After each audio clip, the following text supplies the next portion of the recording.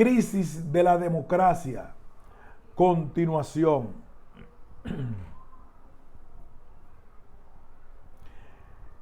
Lippmann, 1956, insistió en que el deber de los ciudadanos es definir quién ocupa el cargo y no dirigir a quien lo ocupe. Schumpeter, 1942, advirtió a los votantes que deben comprender que una vez que eligieron a un individuo, la acción política le compete a él, no a ellos. Esto significa que deben abstenerse de impartirle instrucciones respecto de qué ha de hacer. Aquí acecha el peligro del populismo delegativo. Lo que las personas desean más intensamente es ser gobernadas por gobiernos que se consideren competentes, en el sentido de que logren lo que alguna mayoría quiera, ya sea crecimiento de los ingresos o algunos valores ideológicos o lo que fuere. Imaginemos ahora que un nuevo gobierno acceda al poder ofreciendo soluciones mágicas y denunciando que la implementación de esas soluciones enfrenta la resistencia de una oposición malintencionada. Para incrementar su discrecionalidad en la elaboración de políticas, el Ejecutivo debe desmantelar controles institucionales que se originan en el sistema de separación de poderes, los cuerpos legislativos y los tribunales. Al mismo tiempo, temeroso de la posibilidad de ser removido del cargo en las siguientes elecciones, el gobierno adopta medidas orientadas a disminuir la probabilidad de que esa posibilidad se concrete. Esas medidas pueden incluir cambios en las fórmulas electorales, rediseño de las circunscripciones electorales, modificación de los requisitos requeridos para votar, hostigamiento de partidos opositores, imposición de restricciones a ONG, reducción de la independencia judicial, recurso a referendos para superar barreras constitucionales, imposición de control partidario sobre los aparatos de Estado, control o intimidación de los medios de comunicación.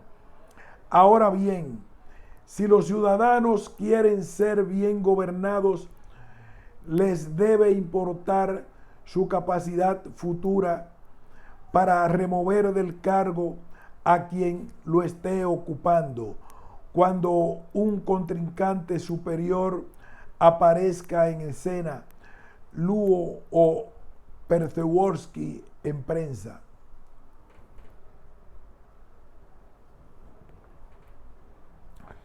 Pero se enfrentan a la necesidad de decidir entre dos alternativas. Pueden o bien mantener en el cargo al actual gobierno competente y perder la capacidad de removerlo en el futuro, o bien proteger esa capacidad volviéndose en contra del gobierno actual, aunque crean que el gobierno que lo reemplace sería peor. Populismo delegativo es la situación en la que los ciudadanos desean que el gobierno gobierne, incluso si se desmantela las restricciones a sus posibilidades de ser reelecto y a su discrecionalidad en la formulación de políticas. El resultado entonces es una El resultado es entonces una autocratización democrática o desconsolidación, erosión, desgaste o retroceso. Un proceso de decadencia incremental, aunque en última instancia sustancial, en relación con los tres predicados básicos de la democracia: elecciones competitivas, derechos liberales de expresión y asociación, y el imperio de la ley. Ginsburg, Huck. Conforme este proceso avanza, la oposición se va volviendo incapaz de ganar elecciones, de hacerse cargo de gobierno en caso de ganar. Las instituciones establecidas pierden la capacidad de controlar el Ejecutivo y las manifestaciones de protesta popular son reprimidas por la fuerza. El populismo delegativo entraña el peligro de que una mayoría apoya a un gobierno que logra y brinda lo que la mayoría quiere, pero subvierte las instituciones democráticas.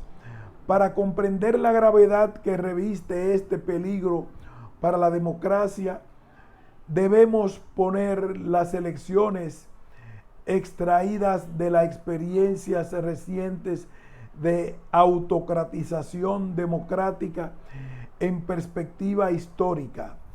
La mayoría de las democracias, si no todas a lo largo de la historia, se establecieron como una reacción frente a un gobierno despótico, tiránico o autocrático. Sus sistemas institucionales se diseñaron con el fin de impedir que quienes ocuparan los cargos máximos de gobierno se aferraran a ellos con independencia de sentir popular, o que esos gobernantes adoptaran medidas que cercenaran las libertades individuales. Los sistemas institucionales resultantes mostraron variaciones, pero la meta general consistió en diseñar un sistema en el cual cada parte del gobierno deseara impedir la usurpación del poder por cualquiera de las otras partes y contara con los medios para hacerlo. El padre del constitucionalismo, Montesquieu, insistió en que para que sea imposible abusar del poder, es necesario que, por la disposición de las cosas, el poder detenga al poder. O bien, como reza un fragmento de Madison, de Federalist, citado a menudo: la mayor seguridad contra la concentración gradual de los diversos poderes es un mismo departamento. La mayor seguridad contra la concentración gradual de los diversos poderes en un mismo departamento reside en dotar a los que administran cada departamento de los medios constitucionales y los móviles personales necesarios para resistir las invasiones de los demás. La ambición debe ponerse en juego para contrarrestar a la ambición. El efecto de la separación de poderes sería un gobierno limitado o moderado. Hamilton y Madison, ley.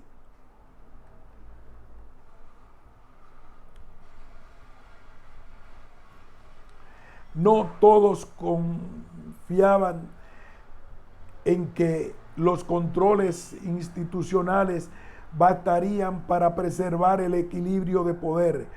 Pero si esos controles internos habrían de fallar, si un gobierno cometiera actos flagrantemente anticonstitucionales, el pueblo se alzaría en una revolución destinada a restaurar el status quo constitucional.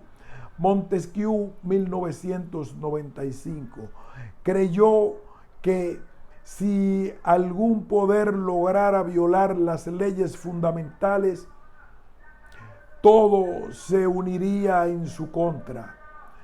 Habría una revolución que no cambiaría la forma de gobierno ni su constitución. En efecto, las revoluciones determinadas por la libertad no son sino confirmación de la libertad. En la misma tradición, Weingast, 2015, sostuvo que si un gobierno hubiera de violar la Constitución ostensiblemente, si quebrantara una regla de oro, los ciudadanos coordinarían sus acciones contra él y anticipando tal reacción, el gobierno no cometería tales violaciones. Firon consideraba que lo mismo ocurriría si un gobierno no convocara a elecciones o cometiera un fraude flagrante.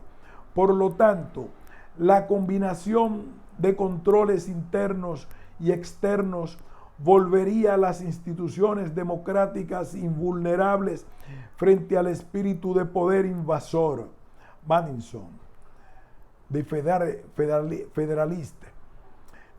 El deseo de los políticos de perpetuarse en el cargo y de contar con un poder ilimitado. Esta es la concepción de la democracia que hemos heredado y esta es la concepción que hoy nos vemos obligados a cuestionar. A esta altura de los acontecimientos hemos sido testigos de Turquía bajo el gobierno de Adalet ve Kalma Partisi, AKP, Partido de la Justicia y el Desarrollo. Venezuela, gobernada por Chávez y Maduro. Hungría, bajo el segundo mandato de Fidesz. Polonia y el segundo gobierno de Prawo. Y Sprawiedliwość, Peace, Ley y Justicia. La India, gobernada por Narendra Modi. Brasil, durante la presidencia de Jair Bolsonaro, así como los Estados Unidos, presididos por Donald Trump. La primera lección que extraemos de estas experiencias es que las instituciones democráticas pueden no brindar salvaguardas que las protejan de resultar subvertidas por gobiernos debidamente elegidos que observan normas constitucionales. La desconsolidación de la democracia no requiere necesariamente violaciones de la constitucionalidad y los gobiernos que siguieron el camino de la autocratización gozaron de apoyo popular sostenido. La visión optimista de que los ciudadanos resultarían una amenaza efectiva para los gobiernos que cometan transgresiones contra la democracia y que de este modo impedirían que siguieran ese camino carece lamentablemente de fundamentos. Tal visión se basa en el supuesto de que cuando un gobierno comete ciertos actos que constituyen una amenaza flagrante para la libertad, que infringen normas constitucionales o debilitan la democracia, el pueblo se unirá en su contra. Sin embargo, la ciudadanía puede no reaccionar frente a tales violaciones, aun a pesar de que las observen, o pueden no estar en condiciones de evaluar sus consecuencias.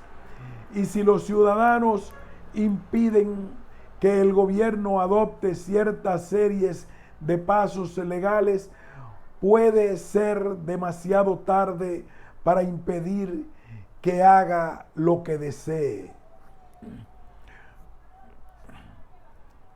Como los datos se presentan en las siguientes páginas muestran este espectro de la crisis de la democracia, que está plagado de incertidumbres y contingencias. La pregunta respecto de si el peligro que se presenta a la democracia es debido a las transformaciones económicas de los últimos 40 años o a otros factores mayormente culturales, es en extremo difícil de responder dado el estado actual de la investigación. Y sin duda, los lectores latinoamericanos se preguntarán cuánto el análisis que se desarrolla a continuación se aplica a sus propios países. Considero que es válido para esta región, aunque con todas las variaciones y matices necesarios, pero queda librado al lector decidirlo. Para concluir, si bien es prematuro calcular las consecuencias que la invasión a Ucrania decidida por Putin pueda tener sobre las democracias, los primeros indicios sugieren que debilitaría a las fuerzas de la derecha radicalizada que sostiene su liderazgo y simultáneamente se apoya en él. También es posible que se reduzcan las campañas de desinformación que realiza Rusia en Europa y en los Estados Unidos. Sin embargo, lo más importante que cabe esperar es que el ejemplo pavoroso de una dictadura sin límite sirva como advertencia contra cualquier manipulación de la democracia.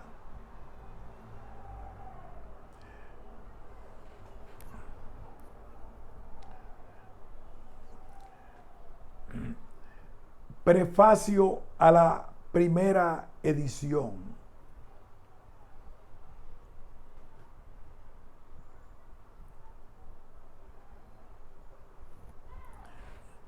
Escribir un libro académico acerca de la actualidad constituye un riesgo. El período que transcurre entre el momento en que se redacta el texto y el de su lectura es prolongado, pero mientras tanto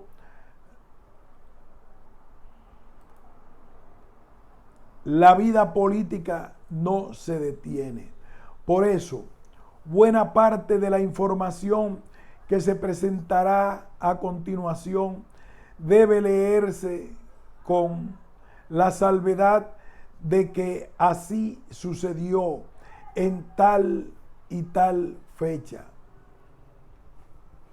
Sin embargo, Si un libro tiene algún valor, los argumentos y las conclusiones deberían sobrevivir a los sucesos específicos que pueden haber tenido lugar entre tanto.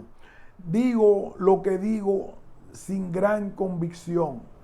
El suceso que me instó a sumergirme de lleno en este volumen fue algo que jamás anticipé: la victoria de Donald Trump. Sin embargo, en retrospectiva, creo haber aprendido algo.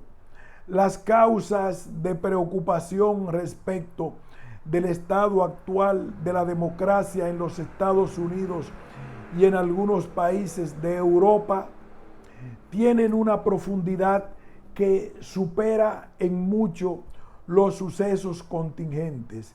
Si Trump hubiera sido derrotado, muchas personas, yo incluido desde luego, que ahora se apuran a escribir libros como este, se habrían dedicado a otras tareas.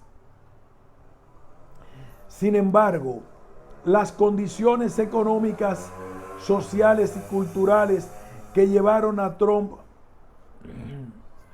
a ocupar la función pública habrían sido las mismas.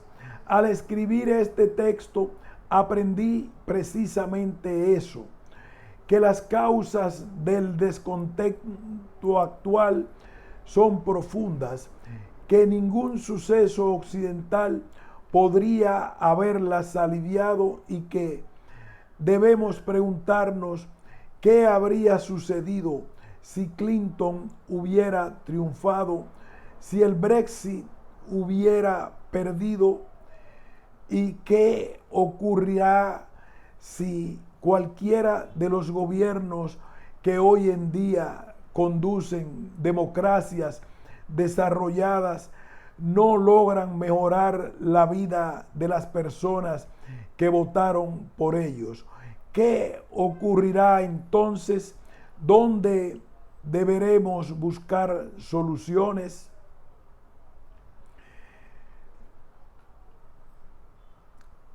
En las políticas económicas, en las reformas políticas, en estrategias discursivas para combatir la fragmentación social y el racismo.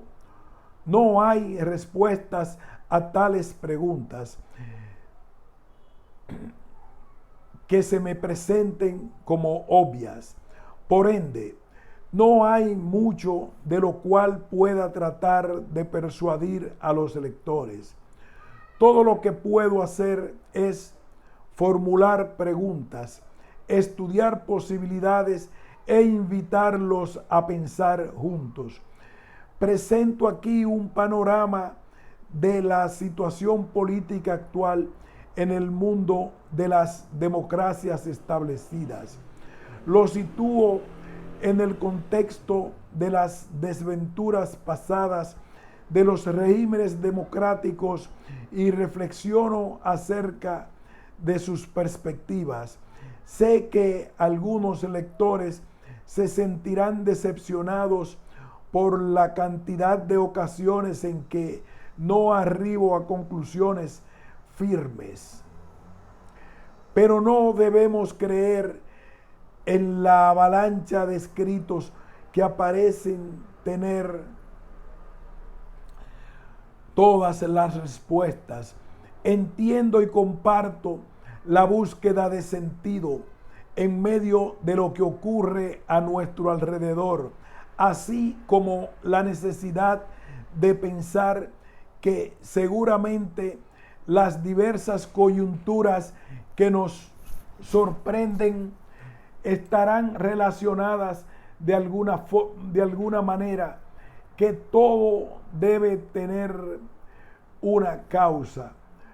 Con todo, establecer qué cosa causa, qué otra cosa y qué es más importante suele ser muy difícil y a veces resulta imposible. En especial, En estas épocas tan expuestas a riesgos, antes de decidir cómo actuar, es fundamental saber que no sabemos. Por tanto, espero alentar el escepticismo entre quienes lean este libro, solo porque les preocupan las alternativas futuras de la democracia. Al mismo tiempo, espero que los estudiantes de posgrado y mis colegas encuentren aquí una agenda para la investigación sobre cuestiones técnicamente difíciles y políticamente importantes. La temática del presente volumen atañe a los peligros que acechan a la democracia en la actual situación económica, cultural y política. Sin embargo, el peligro más grave que enfrentamos no se relaciona con la democracia, sino con la humanidad misma. A menos que hagamos algo drástico, de inmediato, nuestros hijos perecerán por las elevadas temperaturas o las inundaciones. Si ese peligro se materializa, todas nuestras preocupaciones respecto de la democracia serán irrelevantes. Trágicamente, este fantasma apenas recibe escasa atención.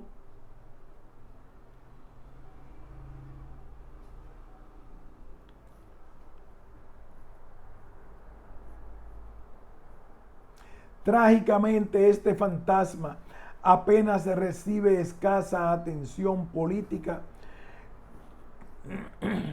carencia que se refleja en las páginas que siguen, y sin embargo proyecta una sombra ominosa sobre todo aquello que pueda importarnos.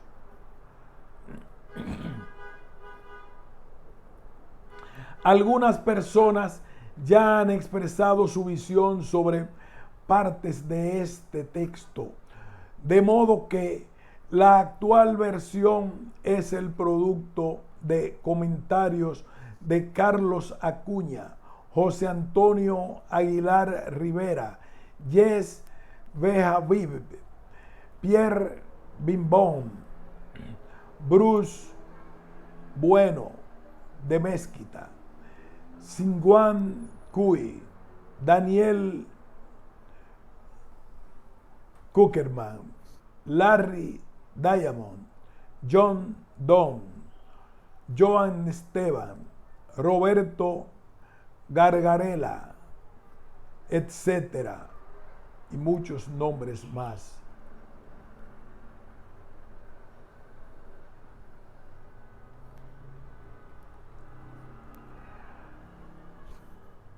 Iniciamos con esta introducción.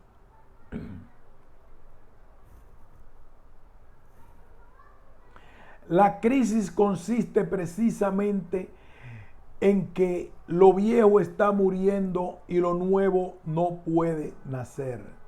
En este interregno se producen los más diversos fenómenos mórbidos.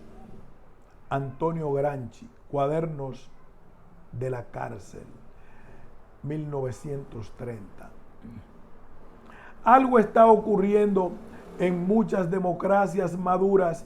Se da un estallido de sentimientos anti-establishment, antisistema, antiélite, populistas, después de casi un siglo en que los mismos partidos de siempre dominaron la política democrática. Nuevos partidos surgen como hongos después de la lluvia, mientras que el apoyo a los tradicionales se debilita. En muchos países la participación electoral decae. hasta llegar a niveles sin precedentes históricos. La confianza en los políticos, los partidos, los órganos parlamentarios y los gobiernos está disminuyendo. Incluso el apoyo a la democracia como sistema de gobierno se ha atenuado. Las preferencias populares en lo que hace a la política difieren en forma radical. Aún más, los síntomas no son solo políticos.